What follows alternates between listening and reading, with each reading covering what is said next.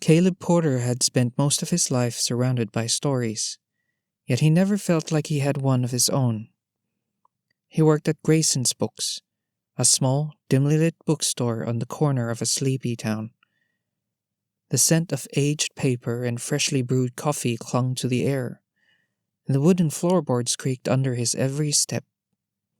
It was a life of quiet routine. Wake up, brew coffee, stack books, walk home, sleep, repeat. But inside his mind, Caleb lived 1,000 lives. As he arranged books on the high shelves, he imagined himself discovering lost manuscripts in ancient ruins. When it rained and he walked home with his jacket pulled tight, he pictured himself as a lone traveler, navigating the unpredictable wilds. And every time Emily, a regular customer with warm brown eyes and an effortless smile, asked about book recommendations, he envisioned himself charming her with poetic words, only to mutter, yeah, this one's good, in reality. He had spent years waiting. For what? He didn't know.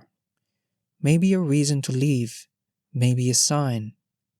Then, one rainy afternoon, a stranger entered the bookstore.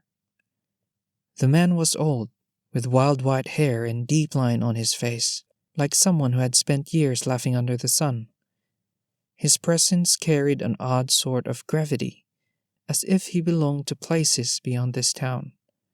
He wandered the aisles with a knowing look, eventually stopping in front of Caleb at the counter. "Are you the owner?" the man asked, his voice rich with curiosity. Caleb shook his head. "Just the guy who sells the books."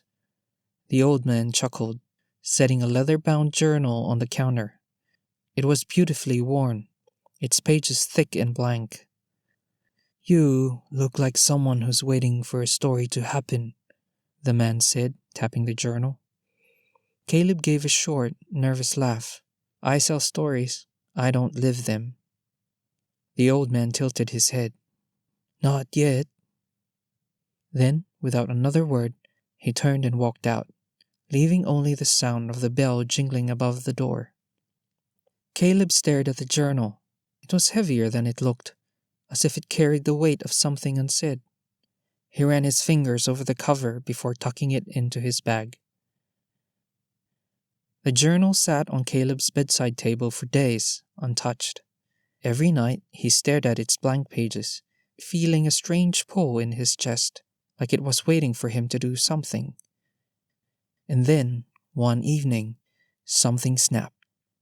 He was at work, staring at a travel book filled with photographs of sunlit streets in Italy, the icy peaks at Patagonia, the vibrant chaos of Tokyo. He felt the usual ache, that restless whisper inside him, and for the first time, he didn't push it away. Instead, he walked to the back room, pulled out his phone, and booked the flight. The second he hit confirm, his hands trembled. He was leaving. Actually leaving. His first stop was Lisbon, Portugal. The moment he stepped out of the airport, the air smelled of sea salt and pastries. The cobbled streets were uneven beneath his feet, and the warm glow of streetlights made the city feel like something out of a dream. At first, everything was overwhelming. The foreign language, the fast-moving trams, the feeling of being utterly alone. But then he took a deep breath and reminded himself, this is what he wanted.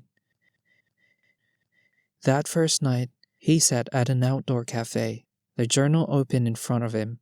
The page remained blank. Then a voice interrupted his thoughts. "You look lost," a woman said. Caleb looked up to see a waitress, dark curls framing her face, a knowing smile on her lips. Kind of," he admitted. "First time here?" He nodded. "First time anywhere, really." She raised an eyebrow. "Then you're in the right place." She handed him a small glass of cherry liquor. "Welcome to Lisbon." That night, for the first time in years, Caleb didn't feel like he was just existing. He felt alive. The weeks turned into months. Caleb found himself lost in Tokyo, eating something he couldn't pronounce in a tiny ramen shop where no one spoke English. He stood at the edge of a cliff in Ireland, the wind howling around him, feeling the vastness of the world press against his chest. He got scammed in Morocco, paid too much for a handmade carpet, and laughed about it later with a group of travelers over mint tea. He hiked up Machu Picchu at dawn, the morning mist curling around the ruins, making everything feel ancient and infinite. And somewhere along the way, something shifted inside him. One night, sitting by a fire in a small village in Nepal, a fellow traveler asked him, "What made you start all this?" Caleb thought about the bookstore, about the old man, about the journal. "I guess I was waiting for something to happen to me," he admitted. "But I realized nothing was ever gonna happen until I made it happen." The traveler nodded. "That's the thing about stories. You don't wait for them. You write them." Caleb smiled, flipping open the journal.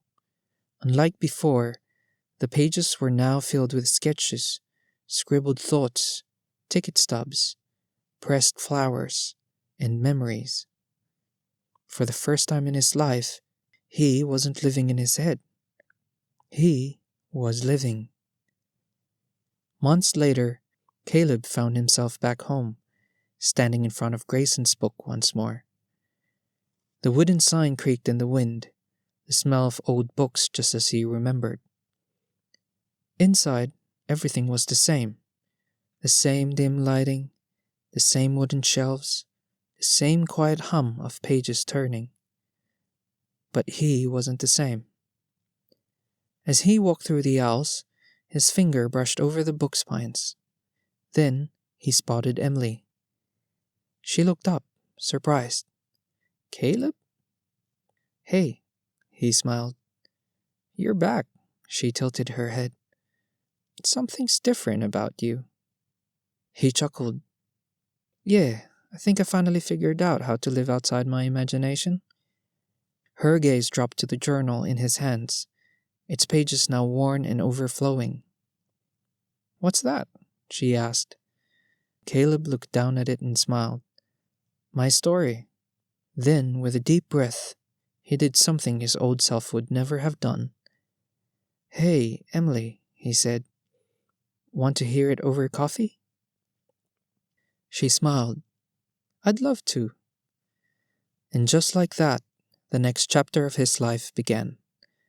Not in his head, not in a daydream, but in reality. Because for the first time ever, Caleb wasn't waiting for a story to happen. He was writing it himself.